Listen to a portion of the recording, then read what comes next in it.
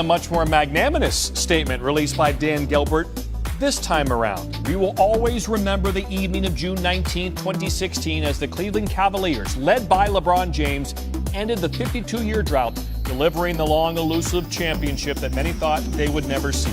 A championship that united generations of Clevelanders, both living and past. The entire Cavaliers franchise thanks LeBron for that precious moment and for all of the excitement he delivered as he led our team to 4 straight NBA Finals appearances. We look forward to the retirement of the famous number 23 Cavs jersey one day down the line. I think it was around Christmas time. We're in the cafeteria, and I asked you, so where's LeBron going to go? And you said, probably the Lakers. So we all kind of knew this was going to kind of happen. Oh, you did, not me. Give us the headlines. When we look back 3 to 5 years from now, what will this night, be in your terms, in terms of the headline? This is a seismic move for LeBron James, for the Lakers, for the NBA to have the athlete of this generation and maybe ever in this sport to go to the franchise in LA. And people in Boston will argue that, but there's something about LA and the West Coast and the Showtime Lakers and Hollywood for LeBron James. This is such a bigger play than just trying to win a championship with the Lakers. This is planting his flag in Hollywood, the entertainment industry, and having Magic Johnson not just running basketball operations in LA, but him as a mentor, as a guide for all the things LeBron James wants to do in business for the rest of his career and then beyond his basketball career. In every way, it makes sense. Yeah, his global brand is really unlike anything. We know Michael had a big brand, but LeBron's all in on the entertainment aspect you talked about. LA makes perfect sense. But it's just a 2-year plan in terms of really competing, because it doesn't look like, well, Bobby Marks in our next segment, our front office insider, it doesn't look like there's a lot of room to do anything this year in terms of adding Kawhi or DeMarcus Cousins or anybody now. Yeah, and they brought in some interesting guys here to support him, like some guys who've been part of winning, but Lance Stevenson, JaVale McGee, there's Kentavious Caldwell-Pope comes in, so returns with LA, and those are 1-year short-term guys. Right. They're going to try to figure out now how to get Kawhi Leonard, whether they do that in a trade, which became much harder with that Caldwell-Pope commitment today, or free agency next year when Leonard will be a free agent 2019. He opts out. He wants out of San Antonio. They have talked about some deal points with the Spurs. The Spurs and Lakers have talked. But if Leonard gets traded somewhere else, do the Lakers, the fear is they end up right back where they were with Paul George, right, where it went so well for him somewhere else he stayed. What if he gets traded to Boston or Philly, likes it, decides to stay, and they never get access to Kawhi Leonard? But right now, Kawhi Leonard feels like Paul George did last year.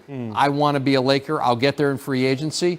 We'll see if there's not a trade, if indeed Kawhi Leonard does that. But a Kawhi Leonard, LeBron James, those two, you'll go play any other team's two guys with those two players. No doubt about it. You're right. A seismic shift, as Woj mentioned. LeBron is a Laker. Well, despite LeBron moving into their division, the Warriors remain the odds-on favorite to win the NBA title next season, as they should. But the Lakers are now tied with the Celtics for the second-best odds at 7-2. And not surprisingly, look what happened to the Cavs. They're now at 500-1 to win it all. All right, to get a little more perspective on this, we bring in First Take Stephen A. Smith. Stephen, let's go back a couple years when LeBron went to Miami. It shook up the entire league. It surprised some when he went back to Cleveland. This move to L.A., a lot of people expected for quite some time. But having said that, what does this move say about the current state of the NBA?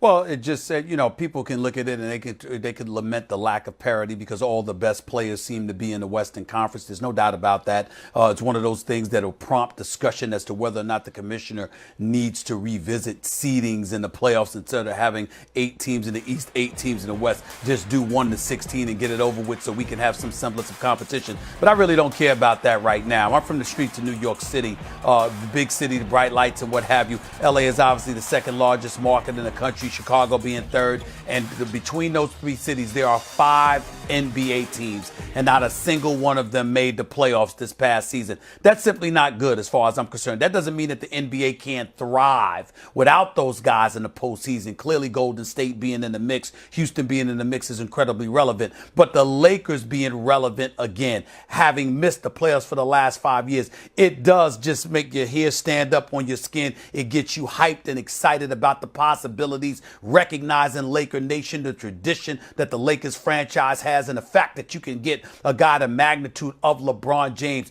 to the second largest city in the United States, to Hollywood, Tinseltown, Venice Beach, Melrose, LA Live. The list goes on and on. To get a player of this magnitude, knowing that outside of Elgin Baylor, every single mega star that has ever played for the Los Angeles Lakers has captured a championship while wearing the purple and gold. It almost gives you goosebumps. It gets you going. All right, so it pumps new blood into LA, that's for sure.